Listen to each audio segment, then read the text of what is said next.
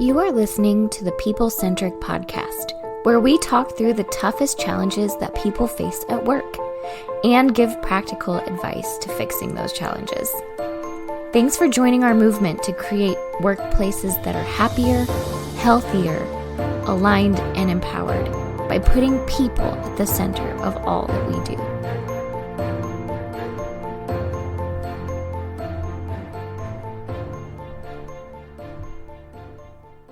Hey, People Centric leaders. Welcome to the People Centric Podcast. I'm super excited. It's been a while since I got to be on an episode. I feel like it's been a minute. And I've had a couple people say, like, Don, where have you been? We have missed you so much. Why are you not on these episodes? Actually, that is not true. That is not true at all. I have had several people. We've missed you. We've missed your insights and your wit and your random sound effects. And your amount of time to come up with more things to put on the list is what I just picked up. Like, it took you a minute, Diana. There were so many that my brain got flooded and it took me a second. Oh my gosh, that's so sweet. That's so nice. That's so great. Yeah. Well, I did have a couple people say, like, why are you not doing these anymore? Are you? And I'm like, no, I'm still doing stuff. I'm still around. I'm not even like traveling or been off. We've been busy. We've got a great team. We've got lots of great insights. So I love that we're getting to share all of those insights. But today, so one of the things that we like about this podcast is you get to get behind the scenes of a consulting company. Now, you didn't even know you wanted that. You didn't even know that you wanted to get behind the scenes of a consulting company, but you do, if you think about it, want to get behind the scenes of the people who get behind the scenes of other companies. Like, what does it look like behind other companies? What are they saying in the executive room? What are they saying in the management table? What are the individuals saying? All that kind of stuff. Our job is pretty fascinating when you get into that. And one of the things that we see on a regular basis is leaders who get in their own way. Leaders who make decisions that don't feel like they're necessarily rational, or they make a decision that doesn't, like, why did you do that? Or it subverts the rest of the team, or it hurts themselves, or things like that. And when I say leaders, by the way, I mean all of us. Like, we jumped onto this podcast topic that we're going to talk about here, and all three of us immediately started going, well, I think I do this here, here, and here. I think I do this here, here, and there, and all of this stuff. So this is going to be a little bit of therapy today. We are not licensed therapists. This is going to be a little bit therapeutic for you, but we're going to dive into this idea of unhelpful motivations. What are unhelpful motivations? So motivations are why we do the things we do. And so we've got myself, I'm Don, and we've got Diana, and we've got Stephanie on the call here today. So what's an unhelpful motivation? What does that mean? That's my first question. Oh my gosh, Stephanie and I both were going to talk. And then I was like, no, Stephanie, you talk. And then she was like, no, Diana, you talk. And what's funny is that just all happened with the eyes, because we both unmuted at the same time. And then we both just were like, we just had a whole conversation without saying a word, which is probably a whole nother podcast topic. We probably edited the gap. That wasn't. But maybe I'm going to turn this around. I'm going to spin this. Maybe that was an unhelpful motivation because I thought I was trying to be nice by letting Diana go first. And she thought the same thing. And then nobody spoke. And there was like a 10-second gap in the podcast. So Ashley can decide when she edits if she's going to leave that in or not. And how awkward was it? How awkward was it? It was an awkward gap. But your question... Yeah, your question was, what is an unhelpful motivation? And I am very interested in this question because the phrase unhelpful motivation had not crossed my path before. And so I think it's a great way to think about why you're doing something and if that concept of why is helpful or harmful. And if it's harmful, then it's an unhelpful motivation versus a good motivation. Yeah. So we can talk through what that is. But I think that phrase was completely new to me. I will say I've heard this phrase a little bit before. And so some of my background is in the nonprofit world and especially international. And so, we used to make everyone read a book called When Helping Hurts, which is an interesting book. I won't say I necessarily recommend it, but it's an interesting thing to think about is like, could you be doing harm when you think you are helping? sometimes, especially in like a charitable sense. And then I'll also say, I'm someone who's a big believer in therapy and regularly do therapy. And so I think a lot of times like that helps you really dig a little deeper into like either why did I do or not do that thing, and kind of what was that motivating or driving factor for me, and understanding that, yeah, sometimes like we might have there might be a good or clear reason why we did it. But did that actually help me and maybe get me what I wanted? Did it actually help other people in the way that I hoped it would? And sometimes having to acknowledge that even if we knew maybe our intentions were pure, what resulted from that was actually kind of unhelpful. And so I have to now understand like, oh, sometimes my motivation is an unhelpful motivation, even if there's something that in my head is saying, no, no, do this because it's going to help them. And you may not be aware of it. You may not even know. You're probably not thinking to yourself, well, I'm doing this because of this, this, and this. There's just something pressing you to do or not do something, right? So you don't know. So what is that something? So the concept here that we're presenting is if you can identify it, if you can become unconscious, or if your unconscious, unhelpful motivations become conscious, then you can spot them and you can literally just let them go. Now, you can let them go. To let them go, it requires a little bit of energy. It requires some time. You have to be able to question yourself. But I mean, once you've identified it, then you can start to recover from it. And so what we're going to do now is we're going to go through some examples of some unhelpful motivations, and you can kind of ask yourself some questions.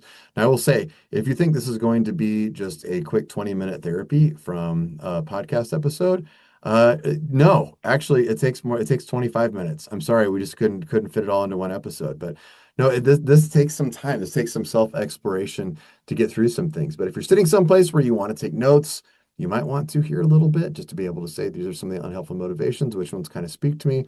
Also, as pro tip, sometimes we see people who will get focused on one unhelpful motivation and forget about another one. You might have one that's on your radar and one that's not.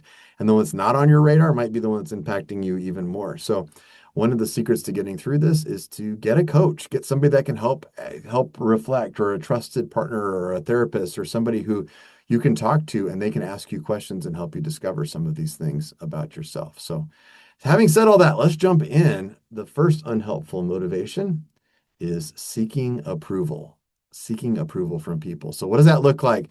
So it's like if somebody asks you to do something, you always say yes, even though you don't have time, because you don't want the other person to be mad at you. I'm going to do it no matter what they say. I'll do it for the. It might be buying expensive things to impress other people. It's you're really worried about how you show up. Do people like me?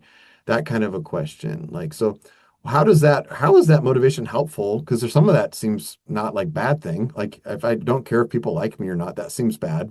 But how is that motivation helpful or unhelpful?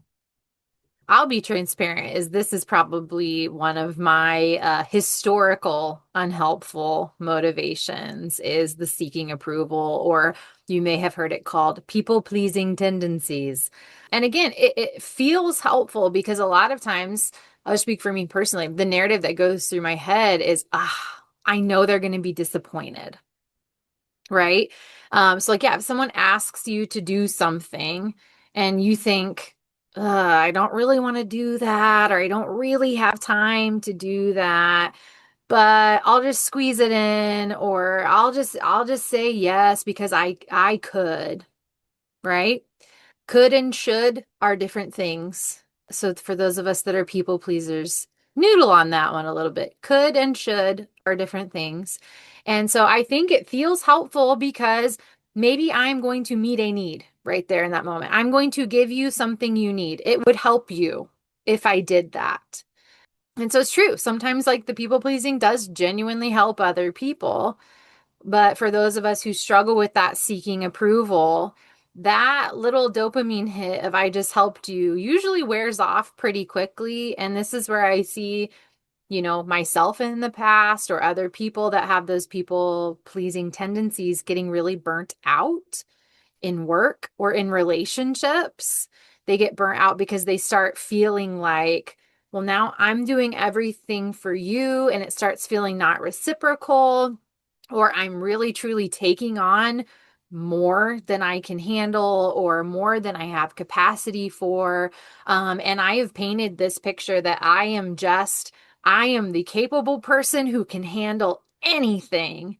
And that's just not true for anyone. Like we all just we have our limits. We've got plates, right? Metaphorically, there is just a certain amount at any given moment in time of what I really do have capacity for. But we are often so afraid of upsetting someone or disappointing someone or of having to like face their reaction if I say no.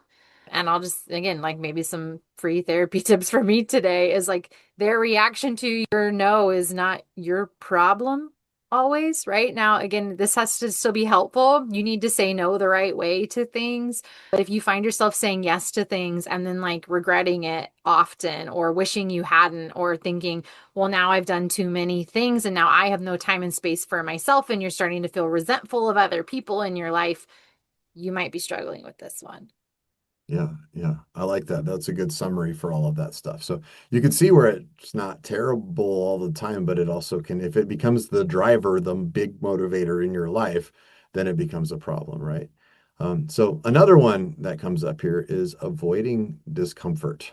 Avoiding discomfort. And that shows up different ways. It could show up by maybe you're procrastinating an important task because it feels really hard or stressful or whatever it is. It could show up because you're avoiding a difficult conversation because it might be awkward. I'm afraid to give this employee feedback because then they won't like me, or I'm going to a coworker, or I'm going to avoid this thing, whatever that is. Avoiding discomfort. So that we see people who do that, and then you don't get to deal with the problem, right? You avoid the problem altogether. So how does that bad? I'll jump in again. And I know I'm talking a lot. So Diana and Don, jump in over me any point. But I'd say I'll share kind of a recent example of when I was coaching someone of seeing them do this is there were situations happening in the business that were uncomfortable, right? Where it's like, this isn't what we'd want it to be. Or employees were sharing feedback that they didn't like things. And I started observing this leader just making some really fast decisions about those things. So whenever discomfort was present, they're like, well, here's the solution. There we go. We do it, we do it, do it.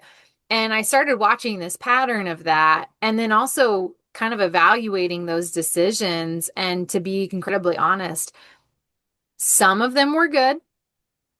Some of them were not helpful to the company. And if we looked at a zoomed out, it was like, hey, I think you need to look at that one again because this might be hurting you, right? In the longer term. So, yes, we might have just avoided the discomfort because we don't have to deal with that now. We solved it. Or now I don't have to hear that employee complain about it because I fixed it. But we didn't really look at the fix we were doing and saying like, yeah, okay, so this might have fixed it, but is it a long-term fix? What is the impact of that fix over time? Can we even afford this fix?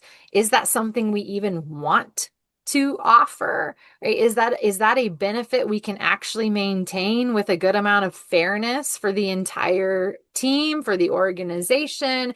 And so I think I was just observing this leader just like they're very uncomfortable with discomfort, and anybody being unhappy or uncomfortable or just like they're like, oh, that's frustrating. Nothing should be frustrating. Things should be easy in business. So let's just fix it. Which I like the avoiding discomfort is the motivation, but the reality is you're just delaying discomfort, and delayed discomfort makes it even worse, right?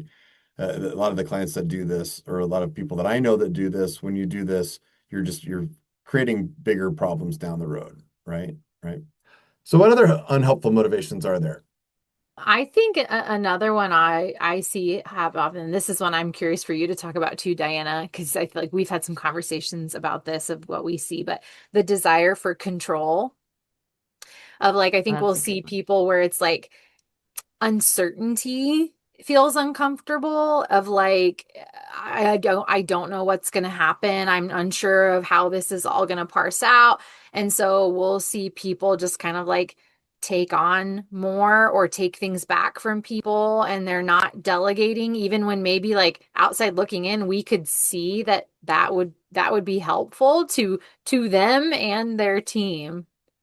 Yeah, this is a big one. I think I love talking about all of these unhelpful motivations because I can justify and have good intent behind every one of these.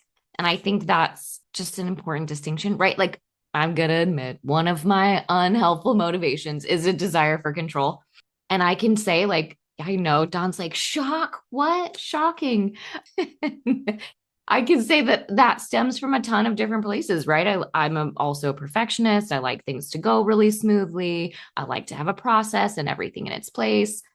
I also am kind of like an anxious human. And so the control makes me less anxious. So, like, there's lots of different motivations behind the unhelpful motivation.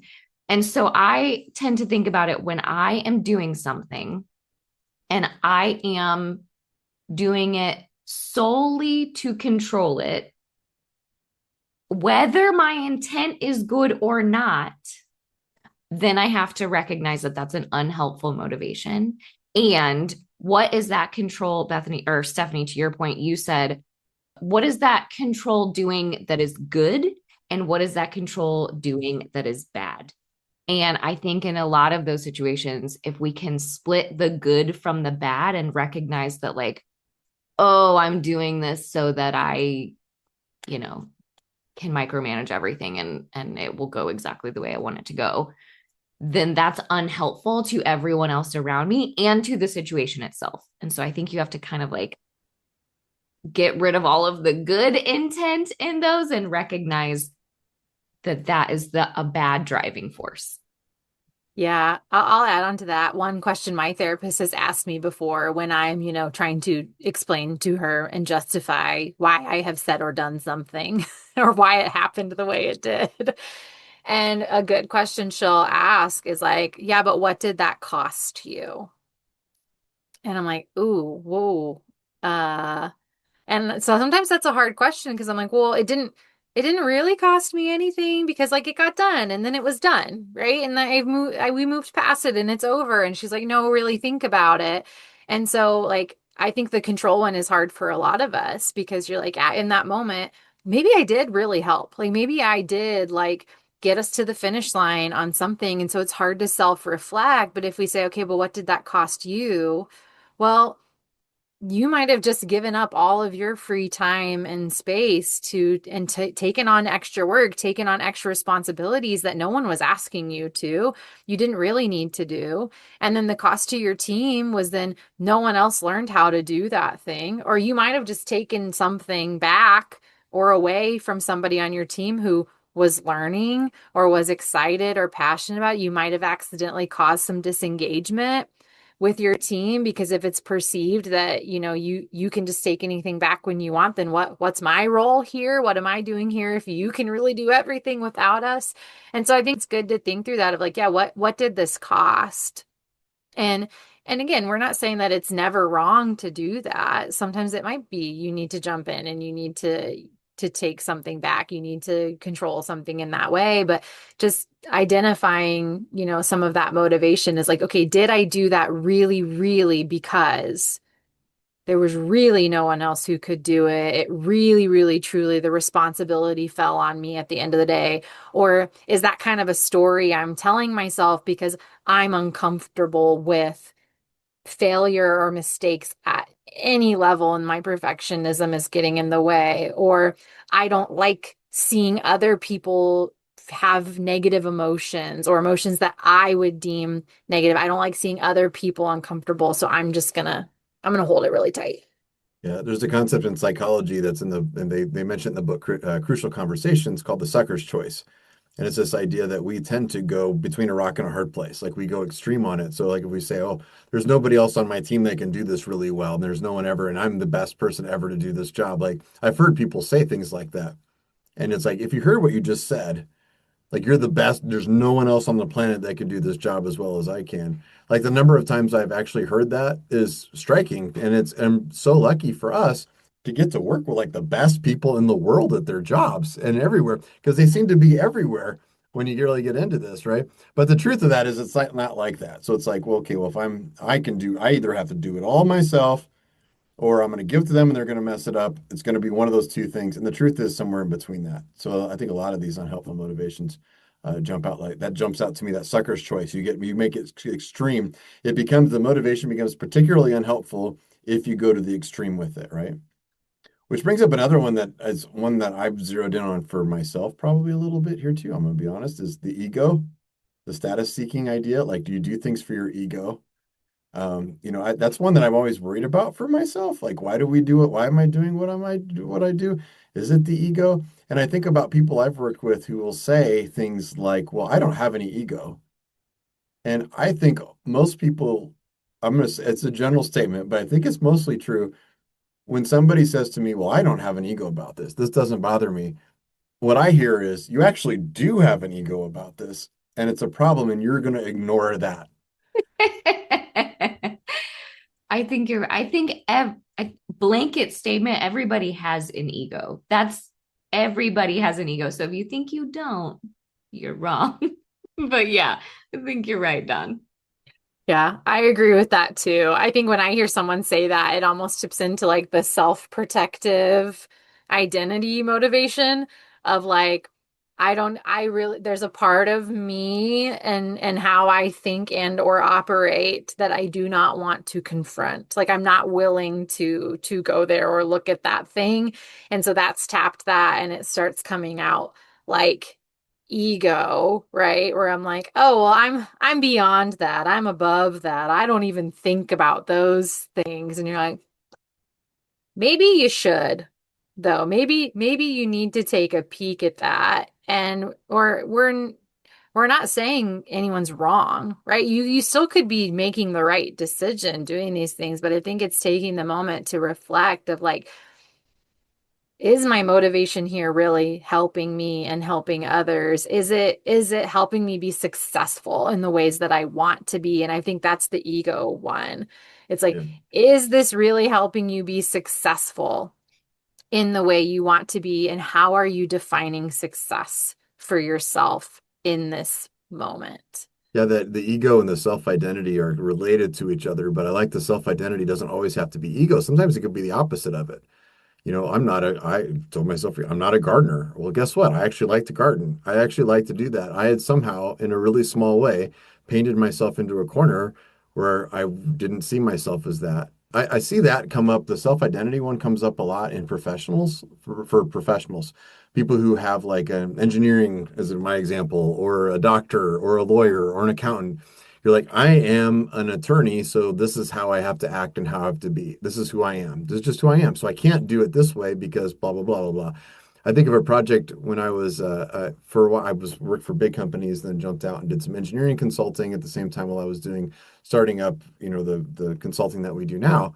And I worked with a younger engineer. And I never had my professional engineering license because I worked for big companies. I didn't have to have that. But I got a lot of experience. So at that time in my career, I had 10 years experience. And I had a guy who had a professional engineering license, but he was only like 5 years into his career. But he had to check all my work so that he could stamp my drawings for me. And I remember those interactions with him were always awkward because he would look at it like, well, I've got the stamp, I've got the professional engineer. I really do have to look at this stuff. And I would look at it like, oh yeah, well, I've been doing this for 10 years. I know more about this stuff than you do on that. And we both had to kind of manage that through that project. And it was unhelpful in collaborating and designing things. Fortunately, it was really in front of both of us because it was so obvious of like, I've got more experience in a lot of scenarios. Like I should be looking over your work, but actually it's flipped around because of the licensing process. And also it's good for me is to humble me up to say, okay, if there's something wrong and it's just wrong, you should tell me and then we should fix it. And so we had to work through that and manage that. So that was a good example where I think it got the unhelpful motivation stuck out to both of us and we managed it and managed to work through it and design something pretty good. And it worked pretty well. And we both contributed to that. So I think there's lots of other unhelpful motivations, and we can kind of like talk through throw a few more of those out there if we want to. But I do have a question that I've been thinking about that I was hoping you guys could help me with. And it is, how do I know if I'm doing something from an unhelpful motivation, like what are the things that might stick out and how can I recognize this easier? It's I'm a great sorry, I just question. put that out there. No, no, Diana, I have the same question because like when we started talking about this concept, you can't talk about this one without zeroing in on yourself, right? I think. Yeah. And by the way, if you're not, one of the unhelpful motivations might be kicking your butt right now. Like if you're thinking of everybody else, I'm also going to say like you should you should dive into this.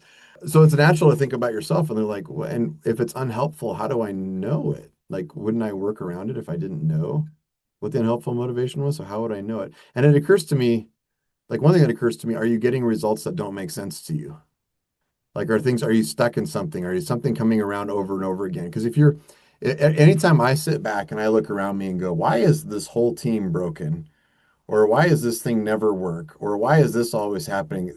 And you realize the common denominator is me, then I'm like, well, what am I doing that's preventing that from working? And why am I doing that? Like, what doesn't make sense? And the other thing that strikes me too is this is why we need each other. Like, this is why you need trusted colleagues and you need trust. I mean, Diana, you and I have like weekly meetings where we dive into things and we share things. And you and I have built a lot of trust, not because we get along all the time, but because we call each other's stuff out, right? We can say, Don, I don't know. Why did you do that? Why did you make that decision? That was a weird decision. I don't understand where you're coming from on that. And sometimes when we do that, like I've asked you that question, then you'll point something. I'll be like, oh, that makes total sense. I understand that. Like that. Now I get it because you have that different perspective. But sometimes too, I know you've called me out on things like, why are you doing that? And I'm like, I don't know. I did that just to work around this other thing or something. And I'm like, I didn't really even think about it. My mind just went straight to that decision. So it strikes me like looking at results and then partnering for performance is a big piece of that. But I don't know. I had the same question, Diana. Yeah. Yeah. I love the like partner for performance because I do think others can help you see what you don't see in yourself and just reflect back some things. But I was kind of trying to ask myself a question of like, how can I like reframe my decisions or something? And I think the question that I came up with for myself is, what would I do here if I were acting from purpose instead of some other motivation? Hmm. And so I'm kind of trying to like reframe it of like, if I was acting from my purpose, would I still make the decision that I want to make? Yeah, I like that. Yeah. The other one that strikes me is somebody else who goes through therapy. I think a lot of what therapy is you go backwards in your life and you explore situations and then say, if that happened to you, how does that impact you today? Because a lot of these things come from things that happened to you in your past. So if you had somebody that messed you over badly that you really trusted and you don't trust them anymore, then it could trigger one of these motivations that are negative to you. And if you're not aware of it, but you look backwards at it and you say, well, that could be there. Is it there? And then you start questioning, is it showing up in my life? I mean, that's kind of, I think I just described my experience with therapy. That's how that works. You go back and you're like, hey, I was thinking about in third grade when this thing happened. And it's weird how easy and small the thing could be that happened. And it doesn't have to be anything bad that happened to you. It could be a misunderstanding or a thing. I don't know, I was waiting or I went to go ride on the bus, but the bus took off without me because I was a little bit late and I was really scared. And I had a moment when nobody was helping me for a minute. And, if it strikes you in the moment, you remember that and it's a hard memory. Your brain took a lesson from that. What was the lesson and does it still impact you today? What was the feeling? When do you feel? I think your feelings and your emotions might be a clue. Like if you ever feel like that, like if that bus story, I made that story up. I was try not to be super personal on it. It's But like like, if did that, that happen to you? no, You poor kid. no, that didn't happen. John's Maybe it's a never recovered late and memory. he'll always help someone if they miss the bus. That could be it. So then you're pulling off the side of the road and you're helping people in reckless situation. Whatever the things are, like you got to be careful about what the response is. But if the emotion, like if their emotion's triggering something and you're like, boy, that emotion feels like this thing over here. I know from therapy, like that's your brain kind of telling you like the same circuit's being fired over here that was fired over here. And you may be responding from the third grader stuck on a bus, waiting for the bus mindset instead of the 51-year-old executive who knows how to make decisions better than that, right? So that's a big piece of it for mine. I see you nodding, Stephanie. Yeah, I'm nodding a ton because I agree. I think for me, It is a lot of like what is the emotional response I'm having that might tell me my motivation is not helpful here. So, one for me, from a people pleasing standpoint, is if I start feeling resentful of people in my life, like I will ask my question, like, why do I feel that way about them? Mm. Why do I feel that way about them? And then, like, my answer might be, well, they ask me to do things all the time, and I don't feel like they ever take something from me. Okay, well, why don't they ever take things from me? Right? Like why does it feel like they're always putting things on my plate and they're never taking something off my plate? Did I ever ask them? Because they're pretty comfortable asking me to take things off of their plate, but did I ever ask them to take something off of my plate? And have I become resentful of that person because they are comfortable asking for help and I am not? Right? So I think like for me, the emotion will like be a good driver for me to ask some of these questions and then realizing, oh, okay, I am feeling resentment and it's not because this person is a huge, selfish jerk who just never will say yes to anything. I've never asked them.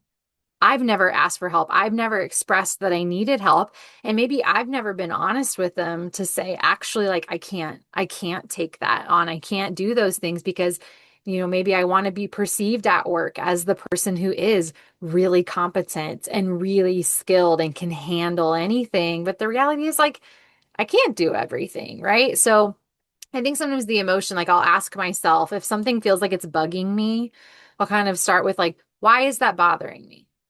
Like, why is that bugging me? Why can't I let that go? Like, why am I feeling frustrated or annoyed with somebody on my team or in the workplace with a client? Why is that one bothering me?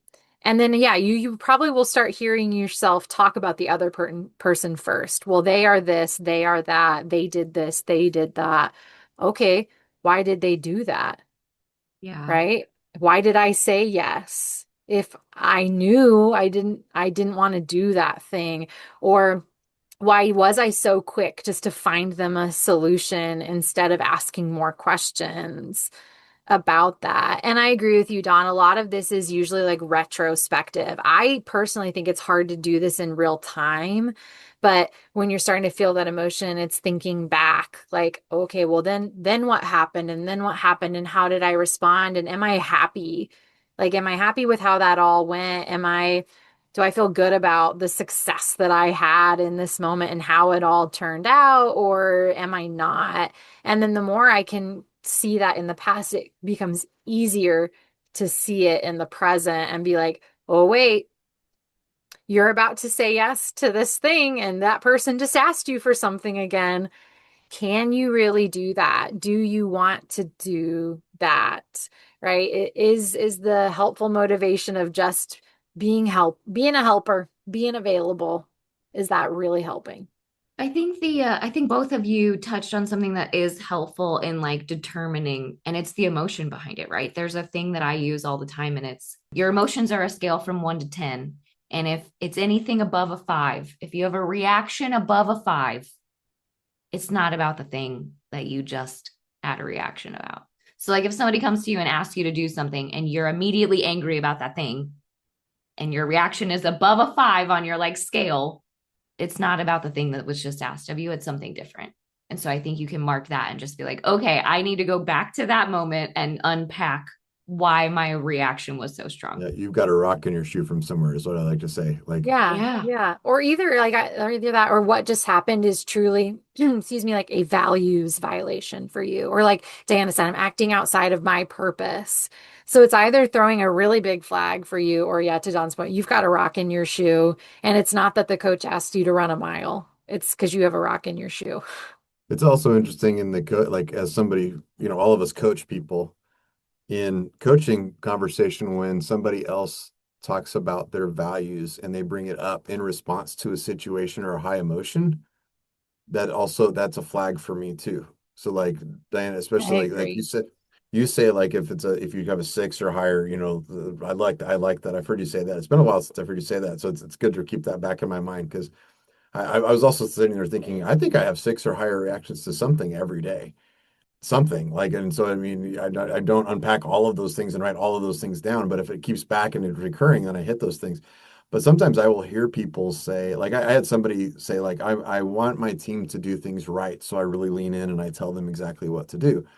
And I say, well, why do you think that why is it so important for you that they are right on what they're doing on?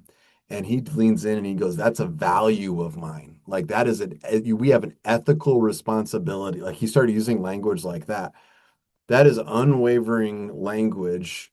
That is hard language.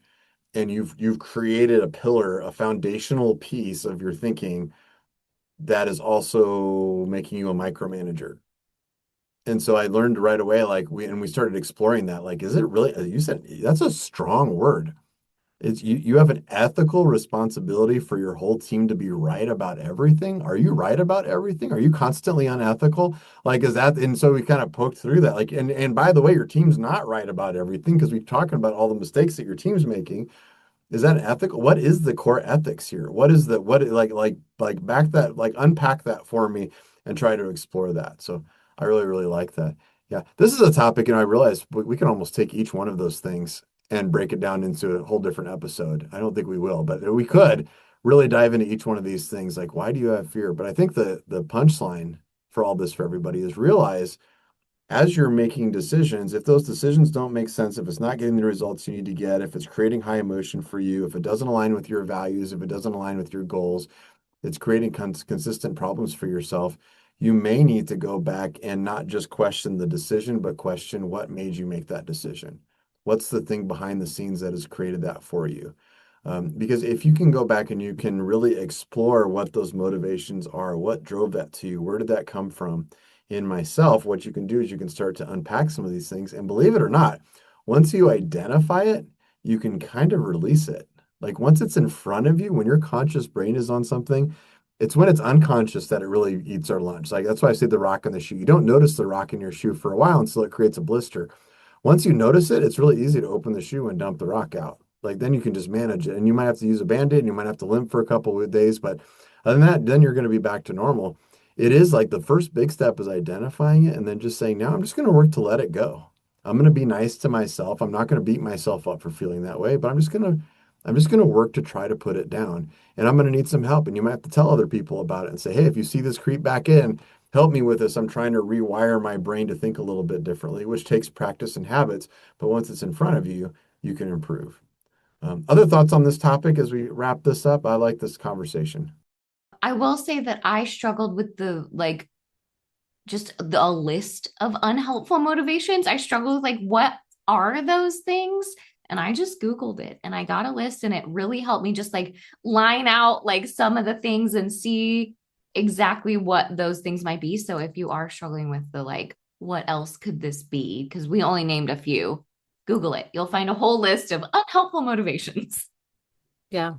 I agree, and I know we've said it a couple times, but it is sometimes it's helpful to have a thought partner for this kind of thing and to help you just process, yeah, why am I thinking this way? So for some of you, that might be like journaling. If you're not as much of an external processor, is like, yeah, write it down and kind of map out like, okay, well, how did I get to that point where I felt really frustrated or that a big emotional thing happened or like are there patterns, right, that I'm not realizing I'm living in and unintentional habits I've created that have created this?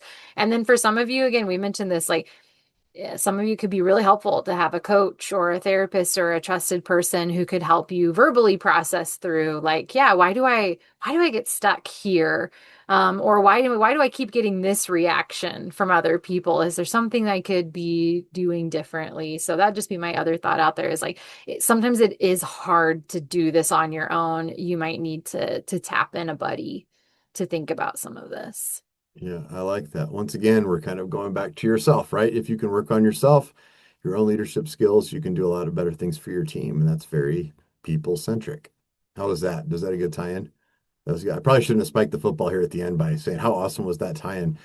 I think my ego motivation might have just kicked in, and now I'm patting myself on the back for that one. So maybe we'll just move on. So thanks a lot for joining us on this People Centric podcast. Let us know if you've got other ideas that are out there. Also, by the way, just putting this out there, if you really love the stuff that we're putting out, we have a book out. We have a book out that's now out there. It's out. You can get it on Amazon. You can go check it out. It's called Becoming People Centric. It talks about the systems that you can build to align what your people need and what your organization needs, and to build a really great culture of engagement.